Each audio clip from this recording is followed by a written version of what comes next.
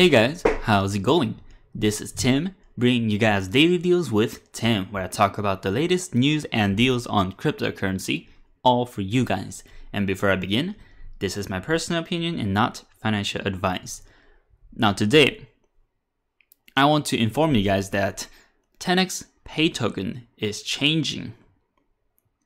Now whether this change is for the good, or neutral, or for the bad, I have no idea because the actual details haven't come out yet. However, through the live stream with Julian Haas, the co-founder of TenX, he is informing the public that TenX is going to stray away from the security tokens into more of a utility token.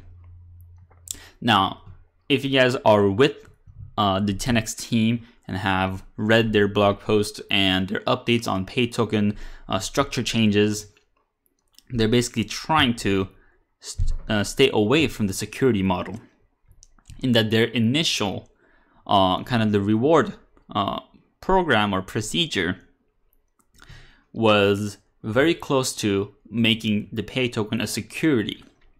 So therefore, in order to get away from the security model, they're going to tweak and change the function of the pay token in order to make it a utility token rather than a security token.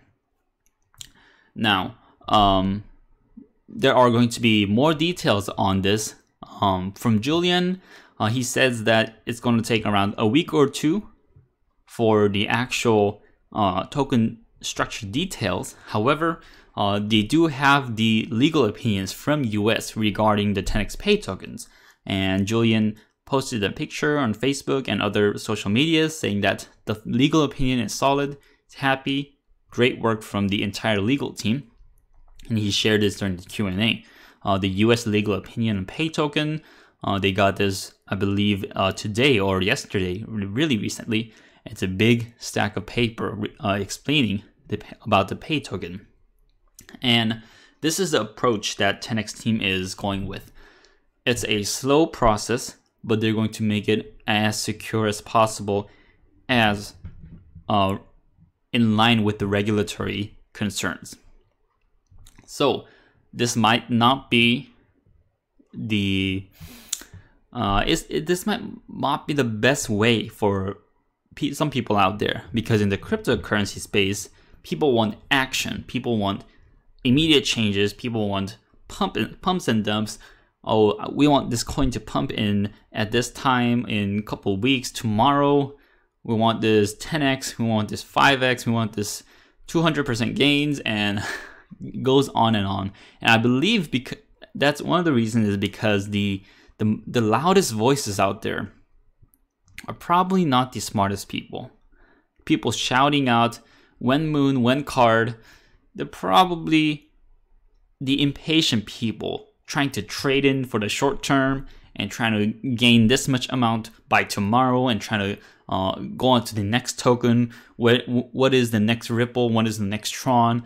And trying to get those short-term gains. However, I believe the ones that have strong hands, ones that are able to hodl for the long term, ones that are for the long-term values, I think that's what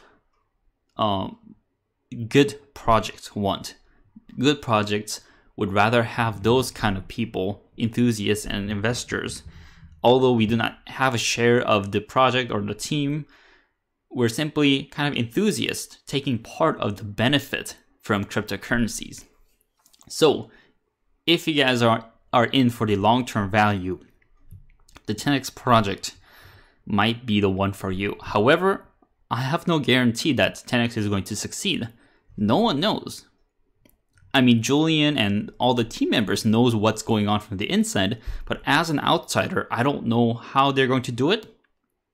I have a general idea, but I don't have any details, and I don't have a crystal ball in my hand to see whether they succeed or fail. Many businesses out there can fail. Some succeed, like Apple, Amazon, Microsoft, and so forth. But there has been thousands of other competitors that failed as well. This goes on for cryptocurrency space. there's thousands of coins out there, and I believe TenX has one of the best models as for a cryptocurrency company that wants to develop this kind of ecosystem. However, they can fail as well.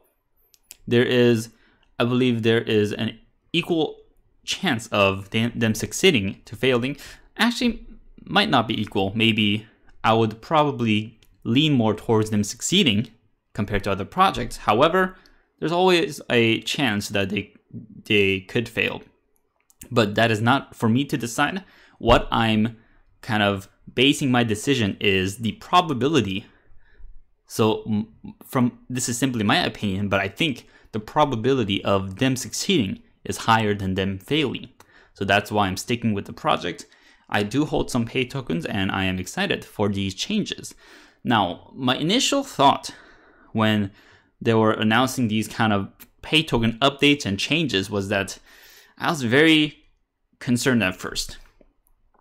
I am still bullish on the project. However, I kind of got into the pay token and TenX because of the kind of it might have been the 0.5% reward for the pay token holders. And I guess at first it was kind of too good to be true, and it might be, but them changing towards a more of a utility token is definitely a plus for me, looking at it at a long term, because it's a sustainable model and I believe it's going to have a lot of benefits for the users. And one thing is that I think you do need to use the TenX card in order to benefit from this pay token use cases, because they're going to make a lot of benefits for the card holders and card users and kind of connect them to the pay tokens. Now, I haven't actually said what the use cases are, but let me inform you guys just a general things that Julian said, and please correct me if I'm wrong. But for a couple of things that are changing with the pay token.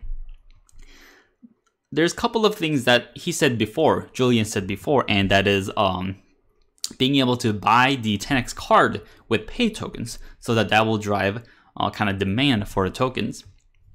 And also, I believe by using the pay tokens, they could you can trade in their exchange cheaper. I think they're going to have a way to buy into crypto from fiat, and probably crypto to fiat and fiat to crypto maybe.